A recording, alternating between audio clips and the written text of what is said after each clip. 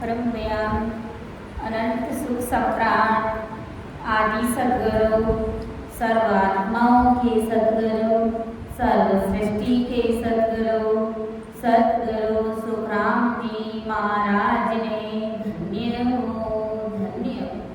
सद्गुरु दरियाव जी महाराज ने धन्य हो धन्य। सद्गुरु बाबा जी महाराज ने धन्य हो धन्य। तालन गुरुधाम ने बारंबार प्रणाम स्वीकार हुए। राम सभा में राम राम महाराज सभी विराजमान वरिष्ठ संतों को सभी राम सनई भाई बहनों को मेरा बारंबार कोटि कोटि राम राम सा प्रणाम।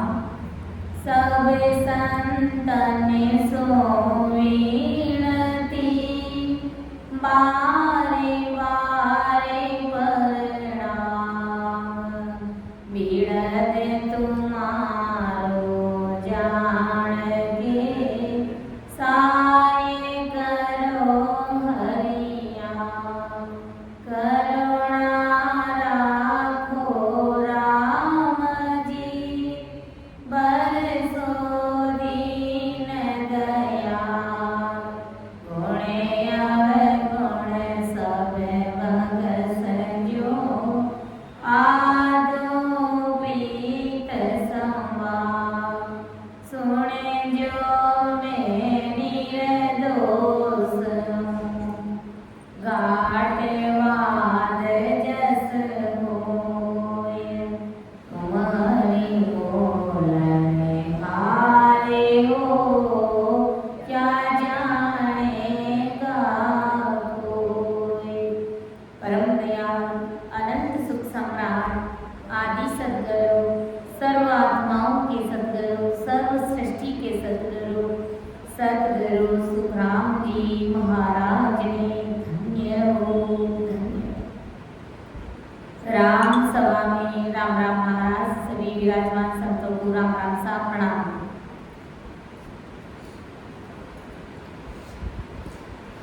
महाराज की कृपा से अपना विषय सतगुरु मेहर कांड आज अपन विषय लेंगे कि किस प्रकार गुरु महाराज की मेहर सतगुरु जी महाराज की मेहर हमारे ऊपर होती कैसे होती है और कितना कुछ करने के बावजूद में भी गुरु महाराज का निजमन हमारे ऊपर नहीं मानता, अंतःकरण नहीं रीझता है और बिल्कुल सहजवर्ती में रीझ जाता है। यही विषय आज अपन देखेंगे कि किस प्रकार गुरु महाराज की मेहर हमारे ऊपर होती है, उसके लिए हमें क्या करना चाहिए और गुरु महाराज को रिझाने के लिए जीव का कैसा भाव होना चाहिए, किस प्रकार गुरु महाराज की मेहर होगी हमारे ऊपर। क्योंकि जब तक सतगुरु जी महाराज की मेहर नहीं होती है तब तक जीव के अंदर परमात्मा की सदा वो सत्संबंध प्रकट नहीं होता है। सत्संबंध प्रकट नहीं होता है तो अमर लोग वो जीव कभी नहीं जा सकता। इसीलिए सभी के ऊपर गुरु महाराज की मेहर का होना अति आवश्यक है, जरूरी है। क्योंकि गुरु महाराज की मेहर के बिना कोई अमर लोग नहीं जा सकता, कोई राम जी महाराज की मेहर के बिना परमात्मा के देश की प्राप्ति नहीं कर सकता। तो आदि सतगुरु सुखराम जी महाराज क्या फरमाते हैं कि मन मेरी जहाँ से नाम बने नामुक कैया जोए। ओ अर्थ दीठा तोल हम लाख दुआई मोय। लाख दुआई मोय निज मन रीझा बाई। बड़े शीस में रीत और सब भर में उपाई। सुख राम गए माँ बस नहीं निज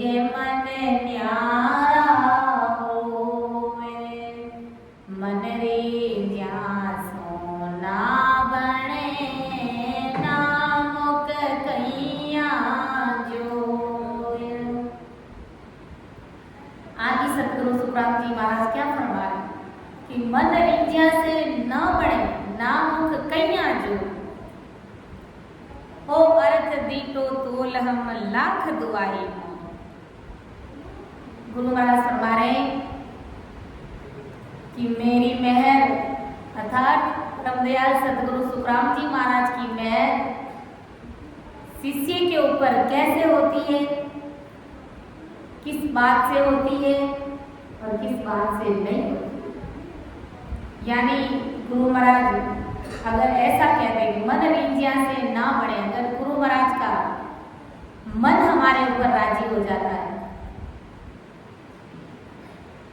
और गुरु महाराज अगर अपने मुख से बोल करके ये कहते कि जाओ शिष्य तुम्हारे ऊपर मेरी कृपा हो गई, मेरी मेहर हो गई। गुरु महाराज समझा रहे फरमा रहे कि भाई ऐसा कहने से और मेरा मन राजी होने से तुम्हारे ऊपर कृपा नहीं होगी। गुरु महाराज फरमा रहे कि ओ अर्थ दीटा तोल हम लाख दुआई मोय। यह मैंने अर्थ करके जाना है, समझा है, परखा है इस चीज को। लाख सौगंध खा करके मैं कहता हूं कि मेरा मन रिंझने से और मेरे मुख के कह देने मात्र से मेरी कृपा तुम्हारे ऊपर नहीं होती। लाख दुआई मोह यानी लाख की सौगंध खा करके मैं कहता हूं। यह अर्थ मैंने माप तोल करके देखा है और मुझे स्पष्ट दिखाई दिया है।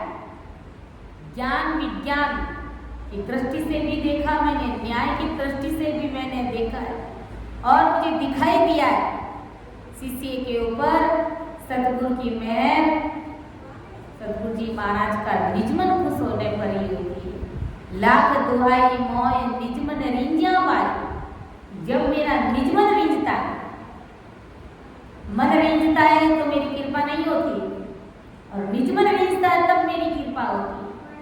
तो मन और निजमन ये दो चीज अलग अलग है। एक तो कहते कोई मन से ही कह देता है कि भाई वाह भाई वाह तुमने तो बहुत गजब का काम किया है और दिल खुश हो जाता है गुरु महाराज का, मन मान जाता है तो उसकी तारीफ कर देते हैं।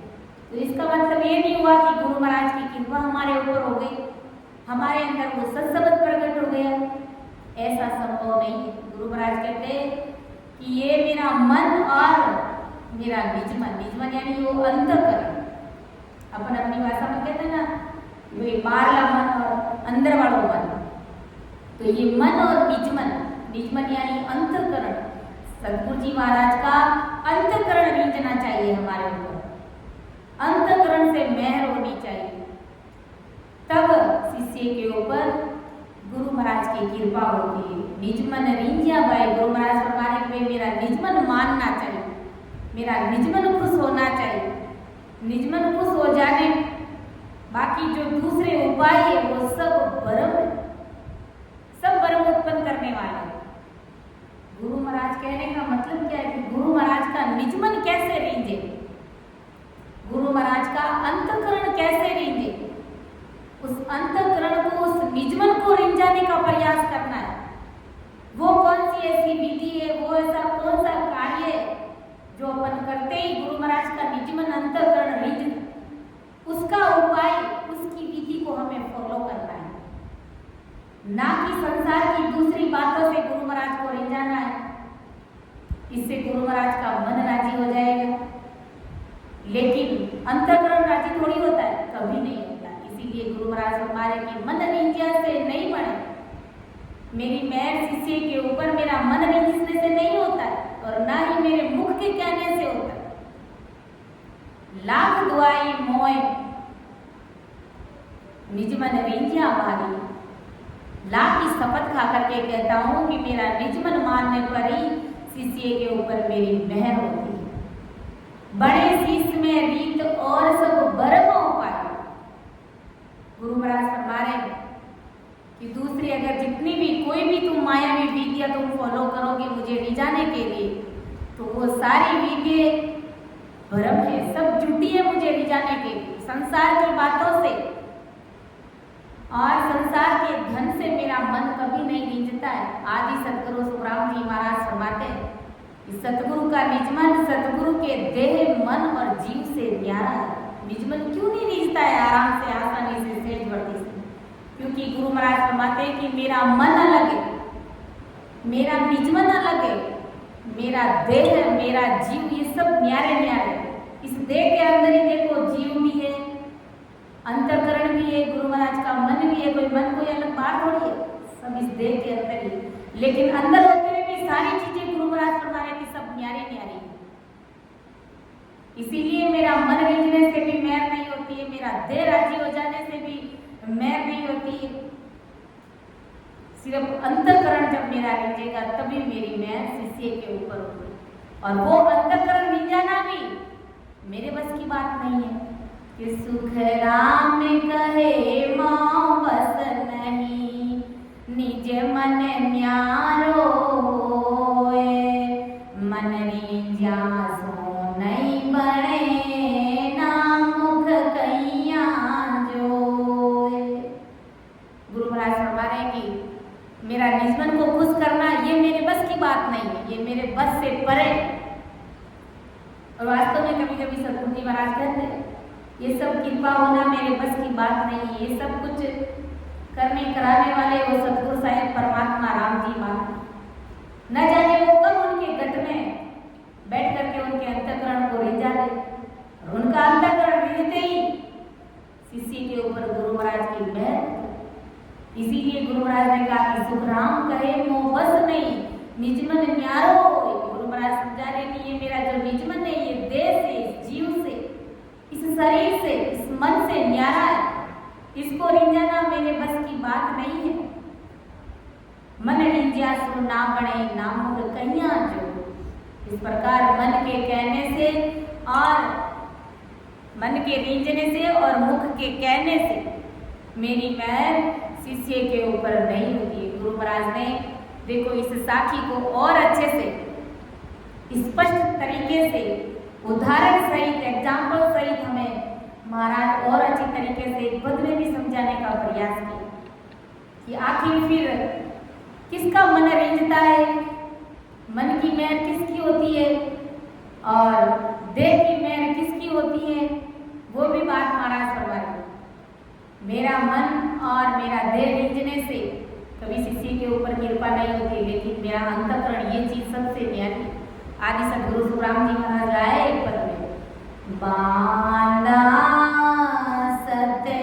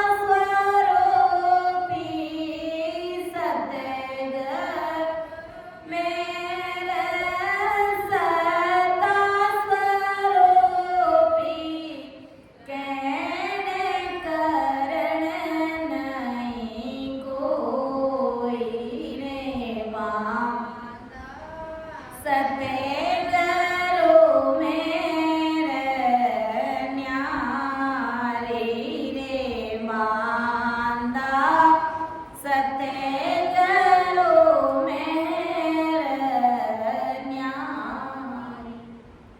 तो गुरु महाराज आदि सतगुरु सुखराम जी महाराज क्या फरमा कि अरे जीवो मेरी मेहर, ये सतगुरु जी महाराज की मेहर सबसे न्यारी है, सबसे अलग है। जैसे संसार में किसी के मुख के कहने से जीवों के ऊपर मेहर हो जाती है, किसी के दिल की दया की मेहर हो जाती है, तो किसी का मन राजी हो जाता तो मेहर हो जाती, लेकिन ऐसे मेरी मेहर नहीं होती, क्योंकि मेरा मन और निजमन अलग चीज है। मेरा निजमन रिंझता है तब आपके ऊपर मेहर होती है। गुरु महाराज फरमा रहे कि जे नर चालर व्रज तलावे सुख पावे संसारी। मेरी मेहर सबसे अलग है, सबसे न्यारी है। कैसे? जिस प्रकार वृक्ष के नीचे जाने पर ही संसार को छाया का सुख प्राप्त होता है। जब अपन पेड़ के नीचे जाकर के खड़े होएंगे तभी अपन को छाया का सुख मिलेगा। धूप में खड़े हैं और हम चाहते हैं कि पेड़ की छाया का सुख हमें मिलना चाहिए, वो ठंडी ठंडी लहरें हमारे शरीर के ऊपर आनी चाहिए, हमको ऐसा महसूस होना चाहिए। भला वो कैसे हो? कभी नहीं हो सकता है, क्योंकि हम धूप में खड़े हैं। लेकिन जब अपन पेड़ के नीचे जाकर के खड़े होएंगे और ठंडी ठंडी लहरों का सुख लेंगे, आनंद लेंगे, तब उस पेड़ की छाया का सुख हमें मिलेगा, प्राप्त होगा। बिना खड़े, बिना पेड़ की शरण लिए हमें छाया का सुख भला कैसे हो? ऐसे ही गुरु महाराज की शरण है। जैसे देखो गुरु महाराज ने कहा है, क्या कहा गुरु महाराज ने कि मुख से मेहर सिद्धों से प्राप्ति होती है। यानी जो सिद्ध होते हैं, जो ज्ञानी होते हैं, बड़े बड़े जिन्होंने सिद्धाइयां हासिल कर रखी होती है, और बड़े बड़े जो ज्ञानी होते हैं, तो उन्होंने ऐसी ऐसी सिद्धाइयां हासिल कर रखी होती है कि वो मुख से अगर जीवों को कुछ भी कह देते हैं कि जाओ तुम्हारा ऐसा हो जाएगा, तो बिल्कुल हो जाता है, क्योंकि वो उसके मुख की मेहर है। मुख के कहने मात्र से हो जाता है। जैसे देखो अपन धीरेन्द्र शास्त्री का उदाहरण हमारे सामने ले सकते हैं। धीरेन्द्र शास्त्री, जिसे बागेश्वर धाम के नाम से भी जाना जाता है, वो अगर मुख से कुछ भी बोल दे,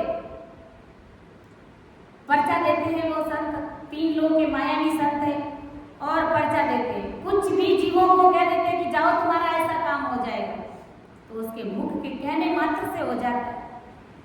लेकिन क्या उन्हें अमरलोक की प्राप्ति हो जाएगी? क्या? कभी नहीं हो सकती। क्या उसे परमात्मा के देश की प्राप्ति हो जाएगी? क्या उन्हें राम जी महाराज मिल जाएंगे? क्या? कभी नहीं मिलेंगे।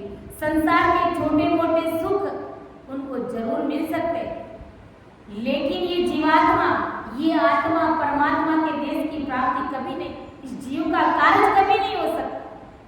इसीलिए गुरु महाराज ने कहा कि मेरा निजमन मानता है तभी शिष्य के ऊपर मेरी मेहर होती है। बिना निजमन माने अगर मैं मुख से कह दूं और मेरा मन कह दे कि तुम्हारे ऊपर शिष्य कृपा हो गई, जाओ तुम, अब तुम्हें भजन करने की भी आवश्यकता नहीं है, तो ऐसा संभव नहीं है। इसीलिए गुरु महाराज ने कहा है कि मुख की मेहर सिद्ध कर देते हैं और ज्ञानी कर देते हैं, और सिद्ध के मुंह से कहकर माया के फलों की प्राप्ति हो जाती है। अगर सिद्ध और ज्ञानी अगर मुख से कुछ भी बोल देते हैं जीवों को, उनके शिष्यों को, तो उन्हें ज्यादा से ज्यादा माया के फल की प्राप्ति हो जाती है, संसार के सुख मिल जाते हैं। लेकिन अमरलोक की प्राप्ति हो जाती है क्या? कभी नहीं होती। इसीलिए ऐसी मेहर हमें कभी करवानी नहीं। कितने बड़े सिद्ध मिल जाए, कितने बड़े ज्ञानी मिल जाए, लेकिन सतगुरु शरण को कभी नहीं छोड़ना है। सतगुरु शरण लिए बिना और सतगुरु जी महाराज का निजमन रिंझाए बगैर हमारे ऊपर कभी सतगुरु जी महाराज की मेहर नहीं होगी। और जब सतगुरु जी महाराज की मेहर नहीं होगी तो राम जी महाराज से कभी हमारा मिलना नहीं होगा। यहाँ तक कि हम स्वर्ग में चले जाएंगे, हमें वैकुंठ की प्राप्ति हो जाएगी, हम ब्रह्मा जी के सतलोक में चले जाएंगे, हम विष्णु जी के वैकुंठ में चले जाएंगे, हम शंकर भगवान के कैलाश में चले जाएंगे, 33 कोटि प्रकार के देवी देवता हम बन जाएंगे। लेकिन हमें राम जी महाराज के देश की प्राप्ति कभी नहीं हो सकती। ये जीव आवागमन से मुक्त कभी नहीं हो सकता है। इसीलिए लिए मेहर करवानी है तो सदगुरु जी महाराज की मेहर करवानी, क्योंकि सदगुरु जी महाराज की मेहर ही हमें अमर लोक पहुंचाती। जैसे संतों ने कहा, एक साखी में फरमाया कि बाकी लिखी मिटे नहीं, लिखे विधाता ले, और हो जावे सतगुरु में तो लगे लेख पर में। भाग्य ताने धन्य हो धन्य। हमारे भाग्य में हमारे कर्मों के अनुसार सब कुछ लिख दिया है परमात्मा कि हमें कैसे कैसे बारी बारी कर्म हमको भोगने, लेकिन अब उस भाग्य को भला कौन मिटा सकता है? कोई नहीं मिटा सकता है। लेकिन सदगुरु जी महाराज के पास में वो पावर है कि उनका अगर निजमन मान जाए और शिष्य के ऊपर कृपा हो जाए तो विधाता का जो लेख लिखा हुआ है उस लेख के ऊपर भी मेघ लगा देते हैं। कौन लगा देते हैं? सदगुरु जी महाराज। कब लगाते हैं? जब उनका निजमन हमारे ऊपर राज्य हो जाता है। उनके निजमन की, उनके अंतःकरण की कृपा जब हमारे ऊपर हो जाती है तो वो भाग्य लिखी मिटे नहीं, लिखे विधाता ले। जो विधाता लेख लिख देते वो कभी मिटता नहीं, लेकिन सदगुरु जी महाराज मेघ कर देते, कृपा कर देते, तो उस लिखे हुए लेख के ऊपर भी मेघ मार देते और विधाता का लिखा हुआ लेख खूंटी में टंगा हुआ रह जाता है। इसीलिए सदगुरु जी महाराज की पहुंच विधाता से भी बड़ी बताई कि गुरु में संसार समाया, इनका ही आंचल पाया, प्रभु ने भी खुद से ऊंचा, गुरु का है स्थान बताया। ये गुरुवर तो ज्ञान के सागर है, इनसे ही जन्नत है। प्रभु ने कहा कि प्रभु से भी ऊंचा गुरु का स्थान बताया। स्वयं परमात्मा कहते हैं कि मेरे से भी ऊंचा सदगुरु साहिब का स्थान है, सदगुरु जी महाराज का स्थान मेरे से भी ऊंचा है, क्योंकि मैं किसी को डायरेक्ट नहीं मिल सकता। किसी ने परमात्मा को देखा है क्या? शरीर से किसी ने परमात्मा को देखा है क्या? कभी किसी ने नहीं देखा। तो परमात्मा स्वयं क्या कहते हैं कि अगर मुझे देखना चाहते हो तो संतों के अंदर देख लो, सत्स्वरूपी संतों के अंदर देख लो। मैं 24 घंटे उनके रग रग रोम रोम नाड़ी नाड़ी नस नस में मैं बोलता हूँ। उनकी 3.5 करोड़ रोमावली परमात्मा के नाम में लगी हुई रहती। तो वो संत जन ही साहिब का अवतार है। परमात्मा के दर्शन चाहते हैं तो समझ लो सदगुरु जी महाराज के दर्शन कर लेने चाहिए। वही सदगुरु जी महाराज हमारे साहिब स्वरूप है। उसमें और साहिब में कोई फर्क नहीं है, कोई आंतरा नहीं है।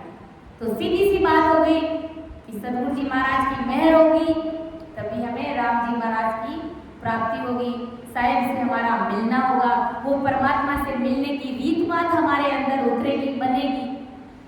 ऐसा आदि सदगुरु सुखराम जी महाराज फरमाया। और भी महाराज ने कहा है, क्या कहा आदि सदगुरु सुखराम जी महाराज ने कि दिल की मेहर देवता करते। पहले तो कहा कि मुख की मेहर कौन करते? सिद्ध करते, बड़े बड़े ज्ञानी कर देते, क्योंकि ऐसी ऐसी सिद्धाएं हासिल कर रखी होती है तो उनके मुख से कहने मात्र से हो जाता है। और ऐसी बात नहीं है, संतों के कहने से भी बहुत कुछ हो जाता है।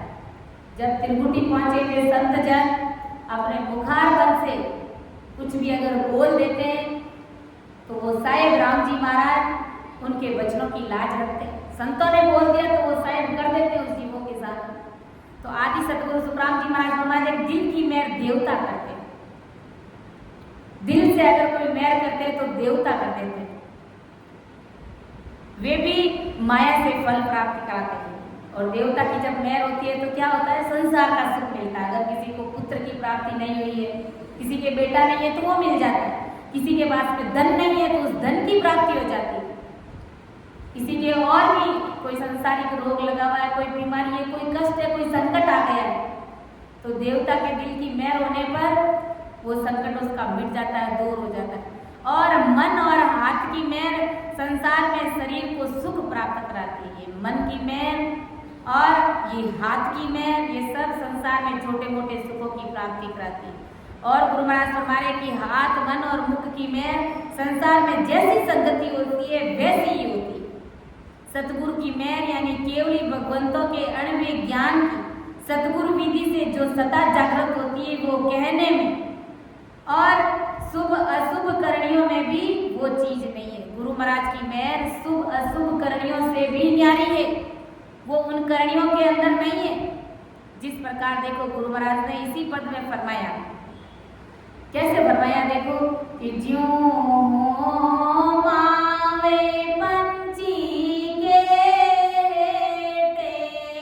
ज्यों मावे पंछी के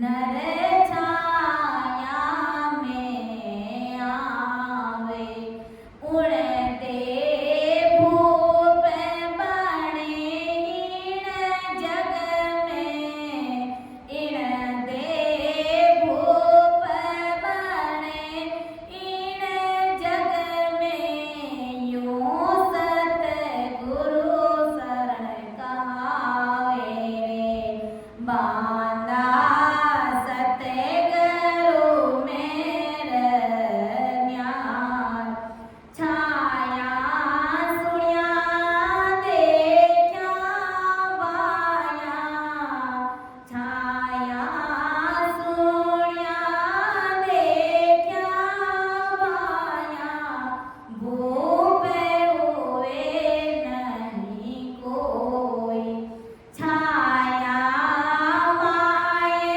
गर्क हुए आई छाया माए गर्क हुए आई जब गुण प्रगटे सोई रे बांधा सतगुरु मेरे न्यारी सतगुरु शरण तके नर आया सतगुरु शरण जका नर आया ज्यों तरे मर तल आवे छाया करने जाय करे ओ छाया कर जाए करे ओ वे नहीं शरण कहावे रे बांधा सतगुरु मेरे न्यारी सब धर्म में आगला छोड़े सर्व धर्म में आगला छोड़े ज्ञान ध्यान सब वाया निजे मन असत जान कर तजिया निजे मन असत जान कर तजिया जब शरणे नर आया रे बांधा सतगुरु मेरे न्यारी रे बांधा सतगुरु मेरे न्यार जान रे तजो अजान सुवाई जान रे तजो अजान सुवाई ओ कुछ कारण नाई एक अंग वे सब आय रे एक अंग वे सब आय रे से सब शरणे मां रे बांधा सतगुरु शरण न्यारी रे बांधा सतगुरु मेरे न्यारी। जैसे देखो गुरु महाराज ने संसार का देखा कि जैसे जिस प्रकार हुमाऊं पंछी की छाया में मनुष्य आता है तो उसी शरीर से राजा बन जाता है। हुमाऊं पंछी मान लो आकाश में कहीं उड़ रहा होता है और जाने अनजाने में भी अगर कोई संसारी जीव उस हमाओं पंछी की छाया के नीचे आ जाता है तो उसी पल भर में उसी देश से वो राजा बन जाता है। ये पराक्रम है हमाओं पंछी का, ये गुण है। इसी प्रकार सतगुरु जी महाराज की शरण भी ऐसी की ऐसी। कैसी शरण है कि सतगुरु जी महाराज की शरण में निज मन से सरेंडर होकर के आना पड़ता है। अगर कोई हमाओं पंछी आकाश में उड़ रहा है और आइट साइड में अगर कोई प्राणी घूम गया या चला गया तो उसके ऊपर क्या हमाओं पंछी की कृपा होगी? क्या वो राजा बनेगा? क्या उसी देश से? नहीं बनेगा। उसकी छाया के नीचे आने पर उस हमाओं पंछी का ये गुण है कि वो उसी देश से उस जीव को राजा बना देता है। अगर वो भिखारी भी है तो वो राजा बन जाता है। ये हमाओं पंछी का गुण है। इसी प्रकार सतगुरु जी महाराज की शरण भी ऐसी की ऐसी। सतगुरु जी महाराज के शरण का भी ऐसा का ऐसा पराक्रम। छाया को देखने और छाया की बात सुनने से कभी राजा नहीं होता है कि भाई हमाओं पंछी की छाया ऐसी है, कितना ही उसका गुण पराक्रम ऐसा भारी है। ऐसी बातें करने से कभी उसका गुण प्रकट नहीं होता है। जाने अनजाने में भी उसकी छाया के नीचे अगर कोई आ जाता है तो वो राजा बन जाता है। छाया में गर्क होने पर ही राजा होता है। पूर्ण रूप से छाया के नीचे आता है तभी वो राजा बनता है। सतगुरु की शरण में भी वही मनुष्य आए जैसे वृक्ष की छाया में आते हैं। छाया के पास जाकर खड़े रहने से शरण नहीं कहलाती। जैसे कोई पेड़ है और उस पेड़ की छाया का सुख हमें लेना है तो हमने क्या किया? पेड़ की छाया के नीचे जहाँ छाया गहरी है वहां तो जाकर के खड़े हुए नहीं और आइट साइड में खड़े हो गए तो उस छाया का सुख हमें मिलेगा क्या? कभी नहीं मिलेगा। गुरु महाराज ऐसे ही फरमा रहे कि जिस प्रकार मनुष्य धाम यानी धूप को छोड़ करके वृक्ष के नीचे आता है, उस धूप को छोड़ करके उस किनारे को छोड़ करके जब वो वृक्ष के नीचे आता है और धूप को साथ में लेकर के छाया के नीचे जाना चाहे तो वो कभी नहीं जा सकता। अगर उसके मन में ऐसा किंतु परंतु चला रहा है कि मैं धूप के साथ में खड़ा हूँ, धूप में खड़ा और धूप के साथ में मैं छाया के पास छाया के नीचे आना चाहता हूँ, तो क्या धूप को लेकर के वो छाया का अनुभव कर सकता है क्या? उस ठंडी लहरों का वो सुख ले सकता है क्या धूप के साथ? और धूप को कभी ले जा नहीं सकता। इसीलिए उस छाया के नीचे उसे गर्म होना पड़ता है। ऐसे ही सब साधन ज्ञान को आगे करते थे उसको निजमन से असत जान करके छोड़ना पड़ता है। गुरु महाराज फरमा रहे कि ऐसी की ऐसी भाई मेरी शरण है। कैसी शरण है कि धूप किसे का है? धूप के कहने का मतलब और पेड़ का दृष्टांत से महाराज हमें जो समझाना चाहे इसका मतलब क्या है? पेड़ की छाया मतलब सतगुरु जी महाराज का शरणा और धूप मतलब ये सब आन की भक्तियां। जब तक हम उस आन को छोड़ करके पूर्ण रूप से सतगुरु जी महाराज को अंतःकरण से जब तक हम समझेंगे नहीं, जानेंगे नहीं कि सतगुरु जी महाराज का गुण क्या है, पराक्रम क्या है, सतगुरु सरना कितना भारी है, तब तक गुरु महाराज हमारे की बंदा मेरी मेहर कैसे होगी? भला कभी नहीं हो सकता। तुम जब धूप को छोड़ करके छाया में आओगे तभी पेड़ की कृपा होगी, पेड़ का सुख मिलेगा। ऐसे ही गुरु महाराज समझा रहे कि मेरी शरण है। तुम आन सबको भूल करके, सबको झूठा समझ करके, असत्य जान करके जब तुम अंतःकरण से मेरी शरण में आ जाओगे तो तुरंत मेरी मेहर तुम्हारे ऊपर हो जाएगी। अर्थात कहने का मतलब मेरा अंतःकरण तुम्हारे ऊपर बीत जाएगा। ऐसे ही सब साधन ज्ञान ध्यान जो आगे करते थे, जो पहले जितने भी जो भी भक्तियां करते थे उसको निजमन से असत जानकर यानी झूठा समझ करके उनको छोड़ोगे तब तुम सतगुरु जी महाराज की शरण में आ जाओगे। ऐसा जानकर गुरु महाराज फरमा रहे कि तुम चाहे जान करके छोड़ो उन सब चीज़ों को या अनजान में छोड़ो, इसका मुझे कोई फर्क नहीं पड़ता, इसका कोई कारण नहीं रहता है। सतपद की भक्ति को सच्ची समझ करके इसी से मोक्ष होगा और इसको धारण करना ही ऐसा अंग होना है, वही शरण में आना है। गुरु महाराज क्या फरमा रहे कि सतपद की जो भक्ति है ये गुरु महाराज का शरणा है, इसके ऊपर आप विश्वास कर लोगे और आपके मन में ऐसी दिल में ऐसी बात जग जाएगी कि इसी शरण से मेरा परम मोक्ष होगा, मुझे मोक्ष की प्राप्ति होगी। तब गुरु महाराज समझा रहे कि ये मेरा वास्तविक असल शरणा कहलाता है। तभी मेरा अंतःकरण मेरा निजमन तुम्हारे ऊपर निंजेगा। जिस प्रकार छाया के सुख को समझकर छाया में आता है तो भी धूप साथ नहीं चल सकती, ऐसे ही मेरी शरण है। न छाया के सुख को और न धूप को समझता है, सहज में ही वृक्ष के नीचे आकर के खड़ा होता है तो छाया का सुख मिल जाता है। ऐसे ही सतगुरु की शरण को तुम सत्य जानो और सब चीजें संसार में शुभ है और अशुभ भी है, लेकिन गुरु महाराज फरमा रहे कि मेरा शरणा ऐसा शरणा है, कैसा शरणा है कि इमरत में कोई दूसरी चीज नहीं मिल सकती।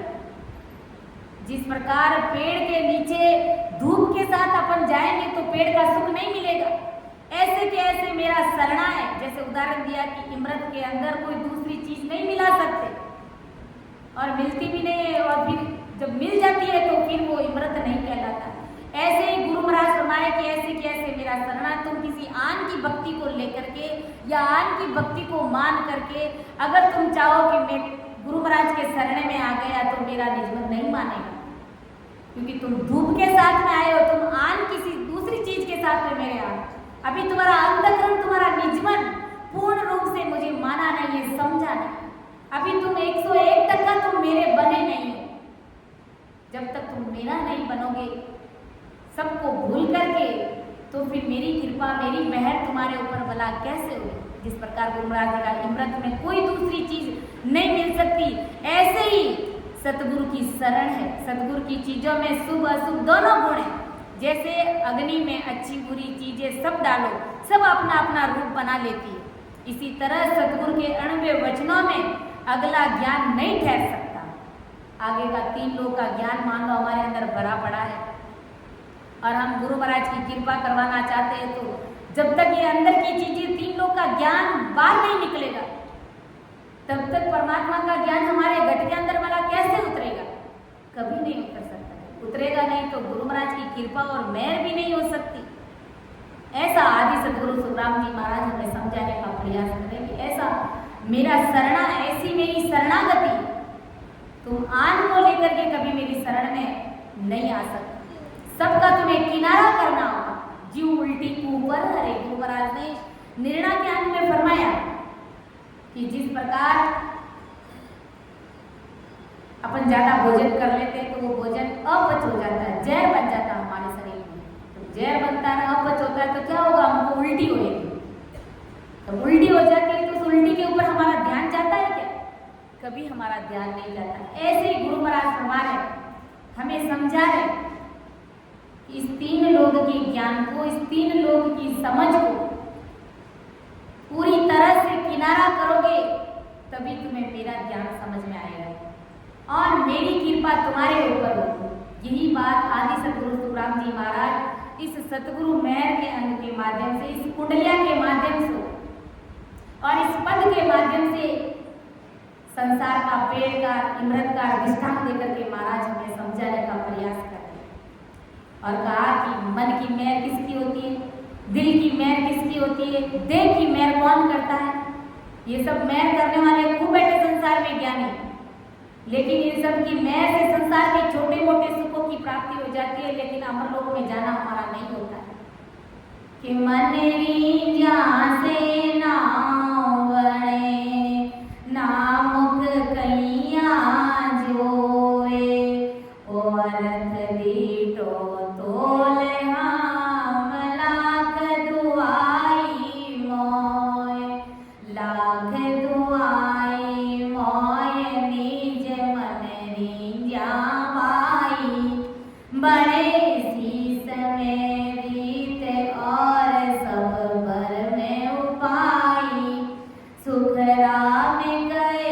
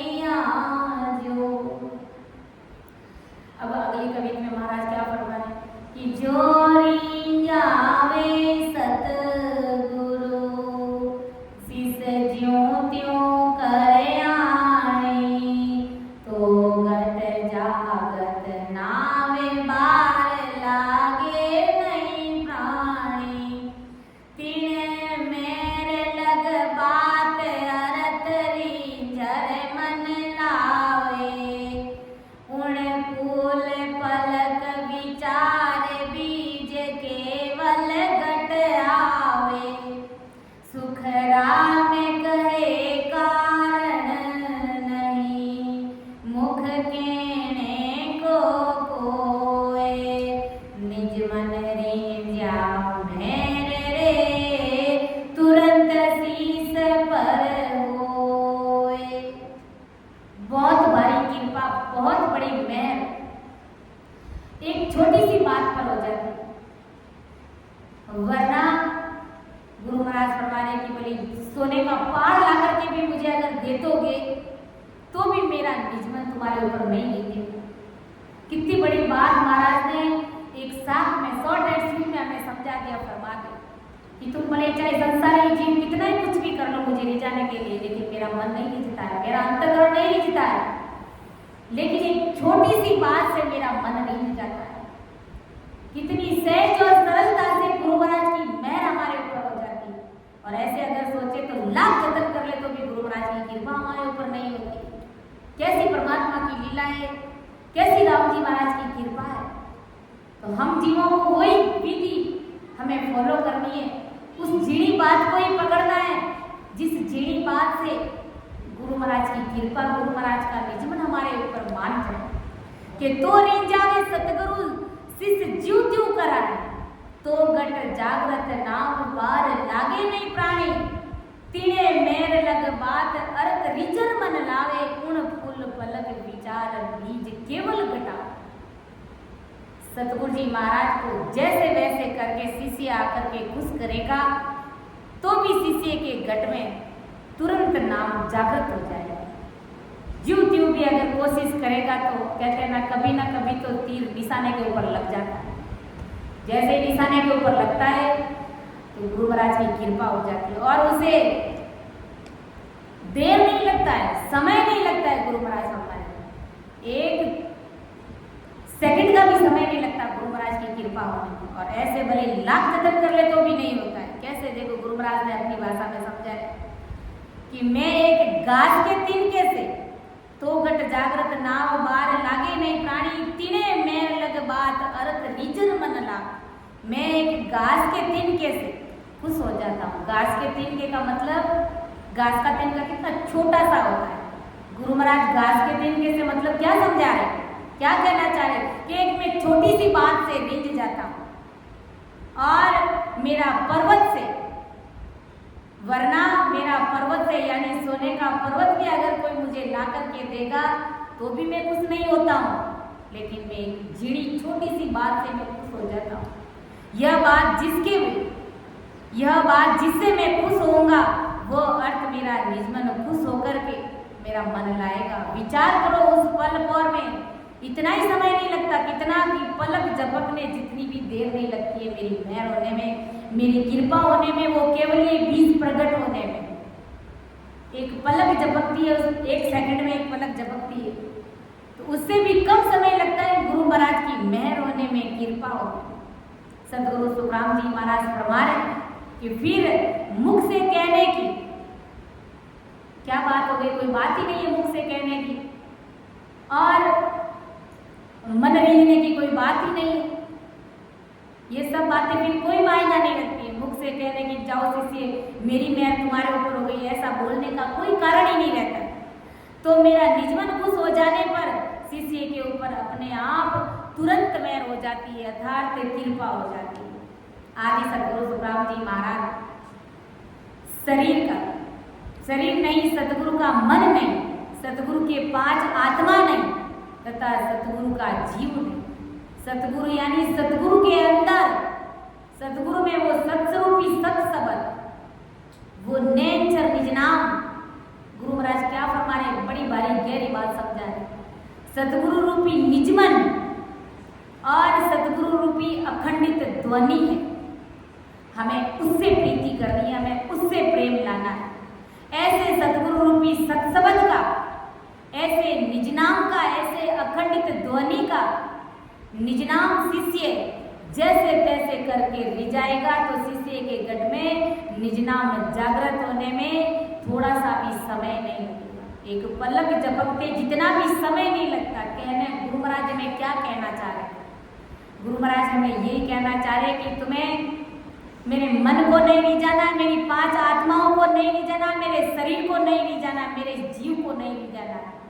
मेरे अंदर जो जो सत्सबद है, जो परमात्मा की सदासु में ओतप्रोत हूँ, जो मेरा निजमन मानता है, मेरा अंतःकरण मानता है, तुम उसे रिझाने का प्रयास करो कि गुरु महाराज के अंदर क्या चीज चल रही है, गुरु महाराज के अंदर कौन सा बीज है, उस बीज को, उस परमात्मा की सत्ता को रिझाने का प्रयास करो। और वो सत्ता कौन सी विधि से रिझती है, कौन सी ऐसी विधि अपन फॉलो करेंगे तब गुरु महाराज की निजमेर हमारे ऊपर होगी, तो उसी चीज को हमें रिझाना है।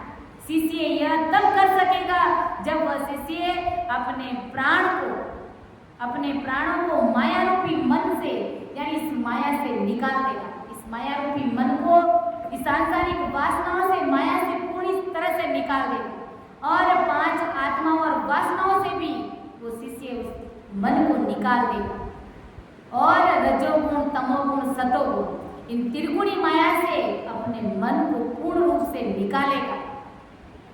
मायावी चीजों से मन को निकाल करके, इस अंतःकरण को निकाल करके उस गुरु महाराज के अंतःकरण को रिझाने का प्रयास करेगा, उस सत्सबद को रिझाने का प्रयास करेगा, तब मेरी मेहर शिष्य के ऊपर होगी।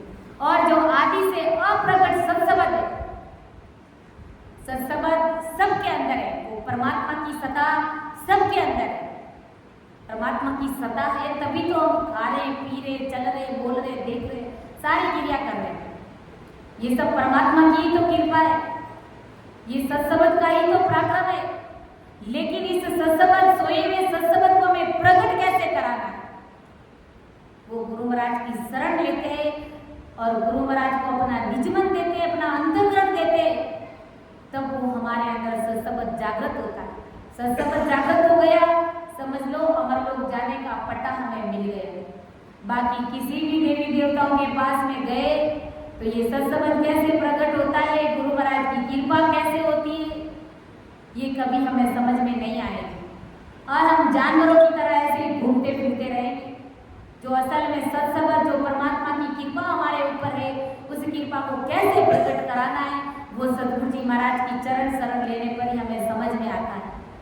यह समझ लाने के लिए एकाध शिष्य को तिनके सरी की भी समझ काम आ जाएगी, या एकाध शिष्य को मेरू पर्वत सरी की बहुत समझ लानी पड़ेगी।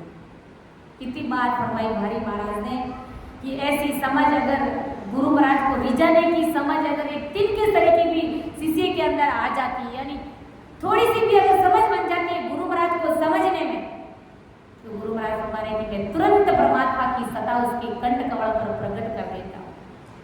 और इसके लिए बड़ी भारी समझ भी लानी पड़ती है।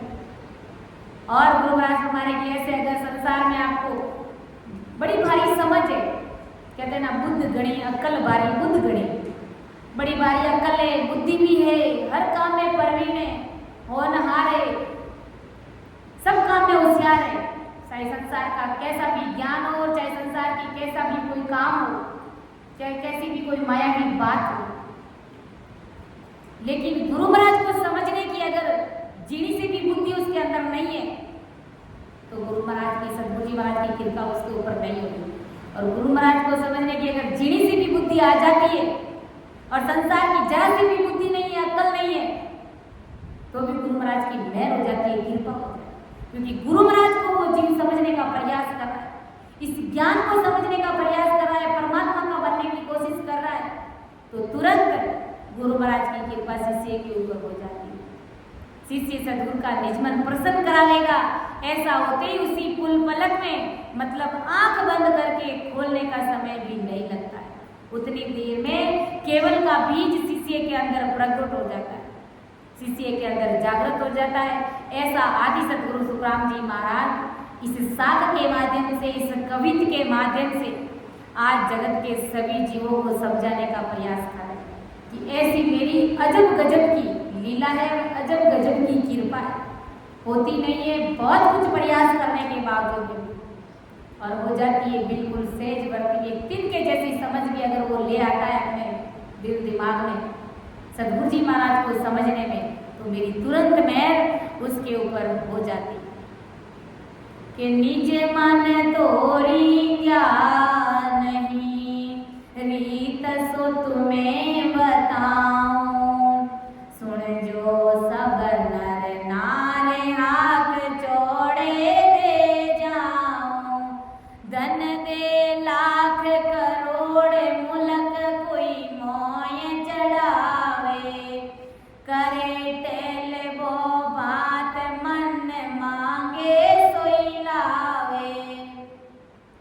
नागो होए नाचे सदा जुग की लज्जा खोए, या लग तो सुख राम के नहीं रींजे मन जोए। जैसे हम सब जीवों के ऊपर आज गुरु महाराज की कृपा है, हम सब किस प्रकार इस राम नाम में रचमच है। तो हम सब ने गुरु ज्ञान को समझने का प्रयास किया, अंतःकरण में बिठाया इस चीज को, 101% माना, समझा, जाना, और दूसरी सारी आज की चीजों से हमने किनारा किया, दिल दिमाग से उसको बाहर निकाला। और हम सब अच्छे से जानते हैं कि गुरु महाराज ने कभी किसी शिष्य को बुला करके कहा कि जाओ तुम्हारे ऊपर मेरी मेहर हो गई, या मेरा दिल तुम्हारे ऊपर मान गया, या मेरा मन मान गया। ऐसा कभी गुरु महाराज ने कहा क्या? कभी नहीं कहा। अपने आप ही कुदरती गुरु महाराज की मेहर हम सब के ऊपर हो गई, और आज हम सभी जीव राम जी महाराज के नाम में रचमच है। एक सेकंड के लिए भी राम जी महाराज के नाम से हम दूर नहीं होते, हमारा कनेक्शन टूटता नहीं। तो ये क्या है? गुरु महाराज का अंतःकरण ही तो रिंचा, ये गुरु महाराज की मेहर तो हमारे ऊपर हुई। ऐसा आदि से गुरु राम जी महाराज हमारे की मन रिंजा तो रिंजा नहीं, निज मन तो रिंजा नहीं, रीत सो तुम्हें बताऊं। सुन जो सब नर नार हाक चौड़े दे जाऊं, धन दे लाख करोड़ मुल्क कोई मोई चढ़ावे, करे टहल वो भांत मन मांगे सोई ला। नागो हुए नाचे सदा झुकी लज्जा कोई, या लग तो सुखराम के नहीं रींजे मन जो। कितना कुछ कर देने पर भी मेरी मेहर नहीं होती है गुरु महाराज हमारे। निजमन तो रिंजा नहीं, मेरा निजमन रिंजा नहीं, खुश हुआ नहीं। उसकी रीति मैं तुम्हें बताता हूं, सभी स्त्री पुरुष सुनो, यह प्रकट में मैं तुम्हें बता रहा हूं। सुन जो सब नर नार हाथ चौड़े दे, यानी मैं बजा बजा करके चौड़े में आप सबको समझा रहा हूं। अगर किसी ने मुझे लाखों करोड़ों रुपए ला करके मुझे दे दिया, धन दे दिया, ला करके रुपये दे दिए, लाखों करोड़ों रुपए दे दिए, तो भी मेरा मन निज मन खुश नहीं होता है। लाखों करोड़ों रुपये अगर ला करके गुरु महाराज को देंगे और कहेंगे कि गुरु महाराज आप मेरे ऊपर मेहर कर दो, मेरे ऊपर अब कृपा कर दो, मुझे अमर लोक पहुंचा दो, तो ये गुरु महाराज के बस की बात नहीं है। क्योंकि इससे संसार का धन ला करके देंगे, लाखों करोड़ों रुपए ला करके देंगे, तो इससे गुरु महाराज का मन राजी हो जाएगा। और मन राजी होगा तो क्या होगा? उस पैसे से गुरु महाराज ज्यादा से ज्यादा सांसारिक सुख ले सकते हैं, लेकिन क्या अंतःकरण रीत गया? क्या अंतःकरण कभी नहीं रीता। वो अंतःकरण चीज ही अलग है, वो कुदरत चीज ही अलग है। इसीलिए गुरु महाराज स्पष्ट फरमा रहे हैं कि कोई धन से भी मुझे मत ले जाना। अगर धन लगाना तो ऐसे गुरु कार्य में लगाओ, तो इससे बड़ा भारी सुकृत बनेगा। तो मुझे लाख करोड़ों रुपए का धन दिया तो भी मेरा मन खुश नहीं होता, मेरा निज मन नहीं मानता। कोई मुझे मुल्क कोई राज चढ़ावे, अगर कोई मुल्क का राज, अपना कोई देश, कोई राज्य भी ला करके मुझे सौंप दे कि लो गुरु महाराज मेरा ये इतना मुल्क राज मैं आपके चरणों में रखता हूँ, आपको भेंट करता हूँ, तो भी मेरा मन खुश नहीं होता है। और कोई अनेक तरह से धन दे, लाख करोड़ मुल्क कोई मोए चढ़ावे, करे टहल वो भांत मन मांगे सोई लावे। कोई नाना प्रकार से टहलबंदी करता है। टहलबंदी मतलब गुरु महाराज की सेवा करता है, चाकरी करता है, हर तरह का गुरु महाराज का कार्य करता है। गुरु महाराज को क्या चीज चाहिए वो शिष्य ला करके देता है, हर तरीके से सेवा करता है, भोजन प्रसाद जिमाता है, रुपये पैसे देता है, धन दौलत देता है, अपना राजपाट दे देता है, अपना सब कुछ दे देता है, तो भी गुरु महाराज हमारे कि मेरा निज मन खुश नहीं होता, मेरा मन मानता ही नहीं। और मन मांगे सोई ना, गुरु महाराज को क्या चीज चाहिए, गुरु महाराज को क्या चीज पसंद है, वो सब चीज ला करके शिष्य देता है। गुरु महाराज की हर इच्छा की पूर्ति करता है शिष्य। फिर भी गुरु महाराज फरमाते कि मेरा निज मन शिष्य के ऊपर नहीं मानता है।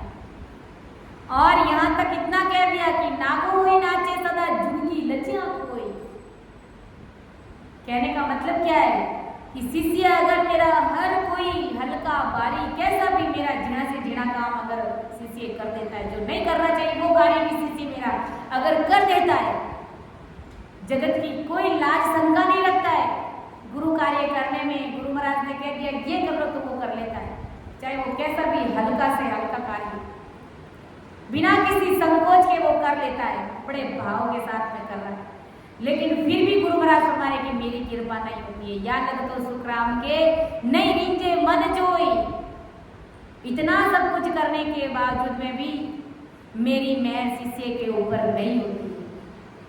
इसका कारण क्या है? गुरु महाराज हमसे क्या मांग रहे हैं, क्या चाहिए गुरु महाराज को?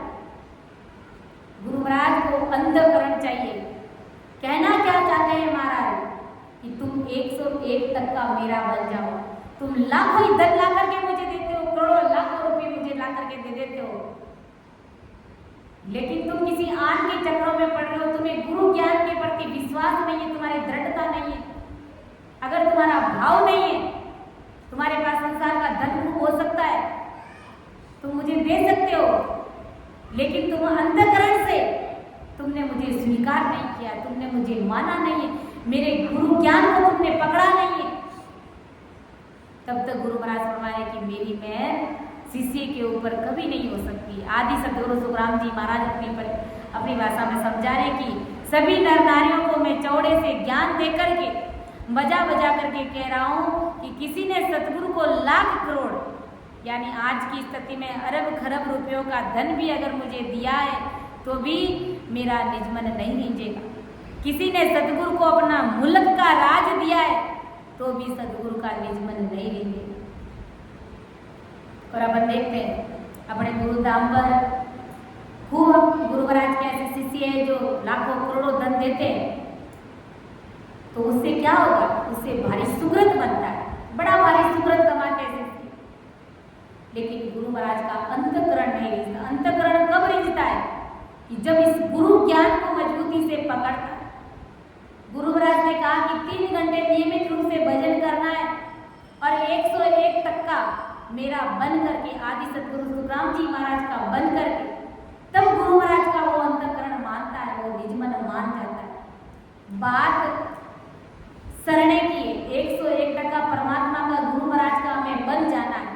यही गुरु शरण है, यही गुरु महाराज की मेहर है, यही गुरु महाराज की कृपा है।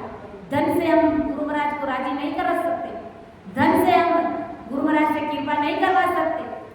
हम गुरु महाराज को करोड़ दे करके, मुल्क का राज दे करके हम गुरु महाराज से मेहर नहीं करवा सकते, क्योंकि गुरु महाराज ने कहा है कि सुखराम कहे मोह बस नहीं निजमन न्यारो, ये मेरे बस में नहीं है। संसार की चीजों से मेरा शरीर राजी हो सकता है लेकिन मेरा निजमन राजी नहीं हो सकता, क्योंकि ये निजमन रिझाना मेरे बस की बात नहीं है। ये सब कुदरत चीज है कि निजमन तो रिझा नहीं, रीत सो तुम्हें बताऊं, सुन जो सब नर नार हाथ चौड़े दे जाऊं, धन दे लाख करोड़ मुल्क कोई मोय चढ़ावे, करे टेल वो बात मन मांगे सोई लावे, ना गोए नाचे सदा जुग की लजा खोए, या लग तो सुख राम के नहीं रींझे मन जो। आदि सदगुरु सुखराम जी महाराज शिष्य को कहते हैं, फरमाते कि किसी ने जगत की लज्जा खोई करके सदगुरु के हल्के भारी भी काम किए तथा सदगुरु के मन को भाए, ऐसी वस्तु भी सदगुरु जी महाराज को खूब ला करके दी, खूब ला करके जिमाई तथा भांति भांति प्रकार से सदगुरु के मन की तथा तन की सेवा भी खूब करी। मन से सदगुरु जी महाराज क्या चाहते हैं वो भी खूब सेवा करी, तन से शरीर से गुरु महाराज को क्या चाहे उन सारी आवश्यकताओं की पूर्ति भी करी।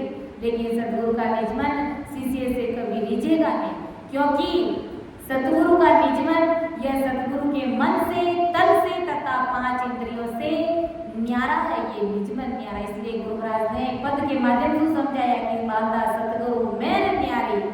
यह धन देने से सदगुरु का तन रिझेगा, सेवा करने से सदगुरु जी महाराज का मन राजी हो जाएगा और तन रिझ जाएगा।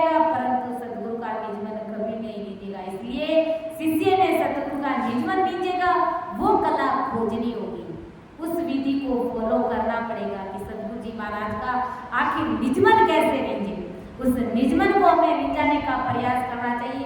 उस कला को हमें खोजना चाहिए।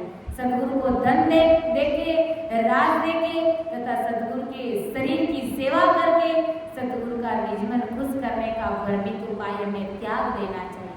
ये बाहर की जो उपाय है वो सारे उपाय भ्रमित करने वाले हैं और भ्रमित उपायों का हमें त्याग कर देना चाहिए। कहने का तात्पर्य क्या है, गुरु महाराज क्या कहना चाहते हैं कि सिर्फ और सिर्फ तुम्हें मेरा बन जाना है। संसार में धन दे रहे हो, गुरु महाराज उसको गुरु कार्य में लगा रहे, कोई अपने शरीर के लिए भी नहीं लगाते और ये बात हम अच्छे से जानते हैं।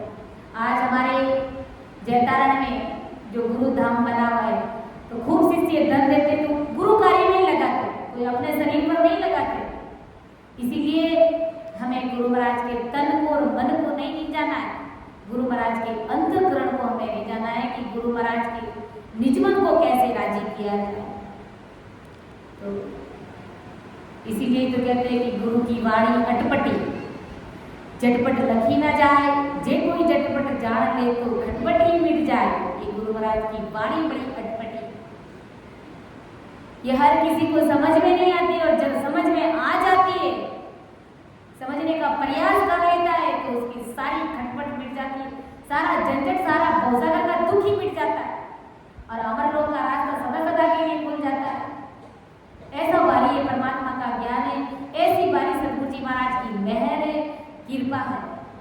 तो बड़ी गहराईता से, बड़ी जीणी बुद्धि के साथ में, बड़ी बारी सोच के साथ में हमें गुरु ज्ञान को समझना है और आज नहीं तो कल हमें ये गुरु ज्ञान समझना ही पड़ेगा। हमें गुरु महाराज का शरण लेना ही पड़ेगा, क्योंकि गुरु महाराज के बिना परमात्मा की कृपा होती नहीं है। राम जी महाराज के देश में जाना होता नहीं। इसीलिए जब कभी वो कहता ना, चार वेद दंडोत के अंत कहोगे राम, कितना भी संसार का ज्ञान घूम फिर करके कर लेंगे, किसी का भी शरणा ले लेंगे, लेकिन अंत समय में हमें गुरु महाराज का बनना पड़ेगा।